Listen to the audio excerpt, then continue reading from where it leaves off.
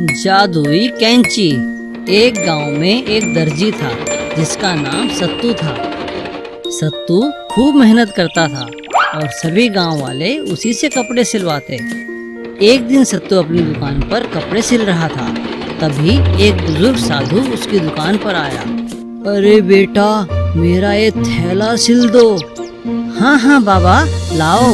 सत्तू ने थैला भी सिल दिया और साधु को भोजन भी कराया। बेटा, तुम्हारा बहुत बहुत धन्यवाद। लो बेटा, ये कैंची रख लो। ये जादुई कैंची है, जैसा कहोगे ये वैसा ही करेगी। साधु सत्तू को जादुई कैंची देकर चला गया।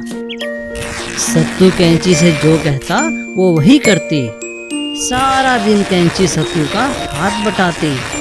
धीरे धीरे सत्तू का काम बहुत बढ़ गया और सत्तू की कैंची मशहूर हो गई। हर जगह यह बात आग की तरह फैल गई। एक दिन एक आदमी सत्तू को लेने उसकी दुकान पहुंचा। चलो, तुम्हें सरपंच ने बुलाया है। हाँ। सत्तू सरपंच के पास पहुंचा। प्रणाम सरपंच जी, कहिए मैं क्या कर सकता हूँ? सुना है तुम्हारे पास एक जादुई कैंची है। तुम जो कहते वो वही करती है। क्या तुम गांव की भलाई के लिए इसका इस्तेमाल कर सकते हो? कैसे सरपंच जी, मैं क्या मदद कर सकता हूँ? हमें पता चला है कि आज गांव पर कुछ डाकू हमला करने वाले हैं। बिल्कुल सरपंच जी, मैं बिल्कुल मदद करूँगा। बताओ, तुम इस कैंची से क्या मदद करोगे? सत्तू चुपचाप खड़ा रहा। उसे कुछ समझ नहीं आ रहा था। तभी नंदू नाम का एक समझदार लड़का बोला। सरपंच जी, मैं बताऊं। सत्तू, अपनी कैंची से कहो सभी डाकुओं के कपड़े काट डाले, उनका तंबू फाड़ डाले और उनके बाल काट कर उन्हें गंजा भी कर दे। सत्तू ने कैंची से कहा और कैंची ने वैसा ही किया। डाकू भाग गए और सरपंच ने नंदू की तारीफ की और उसे इनाम भी दिया। ये लो नंदू, तुम्हारा इनाम।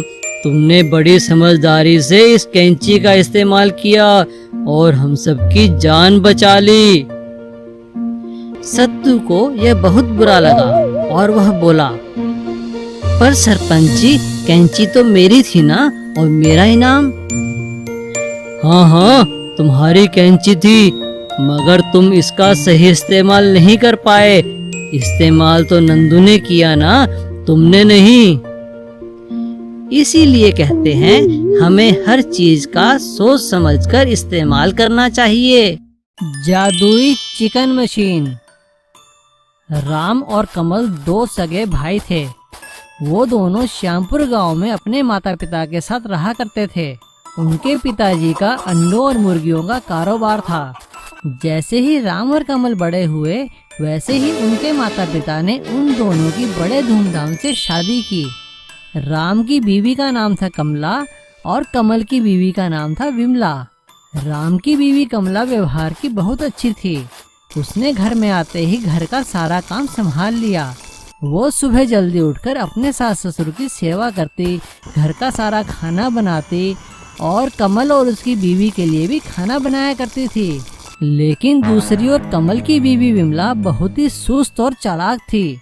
वो बड़ी चालाकी से कोई न कोई बहाना बनाकर घर के काम टाल दिया करती थी। कमला दीदी, जरा मेरे लिए भी खाना बना दो ना, मेरे सर में बहुत दर्द है। हाँ हाँ बिमला, मैं बना देती हूँ। ला, तेरे सर पे बाम मल देती हूँ। इस तरह से कमला ने अपनी सेवा भाव से सभी का दिल जीत लिया था। धीरे धीरे राम और कमला ने मेहनत करके अपने पिता के कारोबार को काफी आगे बढ़ा दिया था। ये देखकर विमला बहुत जलने लगी। एक दिन उसने कमल से कहा, अजी, मैं तो कहती हूँ बाबूजी से कहकर हिस्सा बंटवारा करवा लो, नहीं तो भाभी ना पूरा हिस्सा खा जाएगी और हम काम करते रह जाएंगे। कमल अपनी बीवी की बातों में आ जाता है और अपने पिता से कहता है, पिताजी, बहुत हुआ, मुझे अपने कारोबार में अपना हिस्सा चाहिए। क्या कहते हो बेटा, हिस्सा लोगे? परिवार से अलग रहोगे? हाँ पिताजी, इसमें बुरा ही क्या है? ठीक है, जैसी तुम्हारी इच्छा। राम कमल के पिताजी घर का बंटवारा करने के लिए दोनों से कहते हैं, लेकिन पिता की बात सुनकर राम कहता है, पिताजी आप ये क्या बात कर रहे हैं, इस घर का बंटवारा कभी नहीं होगा। मैं तो कहता हूँ कमल को अगर मुर्गियों का कारोबार और एक घर चाहिए तो आप उसे दे दीजिए, मैं और कमला गांव के बाहर वाले मकान में रह लेंगे। शाबाश बेटा, मुझे तुझसे यही उम्मीद थी। और अगले ही दिन राम और कमला घर छोड़कर गांव के बाहर वाले मकान में रहने के लिए चले जाते हैं। ये देखकर विमला और कमल बहुत खुश होते हैं। राम और कमला जैसे ही पुराने मकान की सफाई करने लगते हैं, तभी कमला को वहाँ एक बोतल मिलती है। कमला जैसे ही उस बोतल की सफाई करके उसका ढक्कन खोलती है, तभी उसमें से एक जादुई आत्मा निकलती है। ये देखकर कमला डर जाती है। डरो मत कमला, मुझे एक शैतान जादूगर ने इस बोतल में बंद कर दिया था। तुमने मुझे आजाद किया है, मैं तुम्हारा बहुत शुक्रगुजार हूँ। ऐसा कहते ही उस आत्मा ने हवा में हाथ हिलाया और देखते ही देखते वो पुराना मकान एक नए अच्छे मकान में बदल गया और साथ में ही एक बहुत बड़ा पोल्ट्री फार्म भी बन गया, जहाँ पर की मॉडर्न टेक्निक की मशीनें लगी हुई थी और खूब सारे अंडे और मुर्गियाँ भी थी।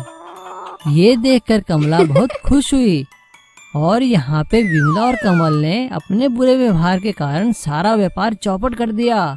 कमल को अपनी गलती का एहसास हो चुका था। उसने जाकर अपने पिता और अपने बड़े भाई से माफी मांगी और दोनों भाई फिर से इकट्ठे होकर रहने लगे। तालाब के बीचों बीच एक बहुत बड़ी विशाल मछली रहा करती थी। यूं तो तालाब में बहुत सारी रंग बिरंगी मछलियाँ रहा करती थी, लेकिन विशाल मछली का आकार हद से ज्यादा बड़ा था। वो अक्सर सोने में ही अपना समय बिताती थी। एक दिन उस तालाब के पास एक मछुआरा और उसकी पत्नी आए। मछुआरे की पत्नी ने उससे कहा,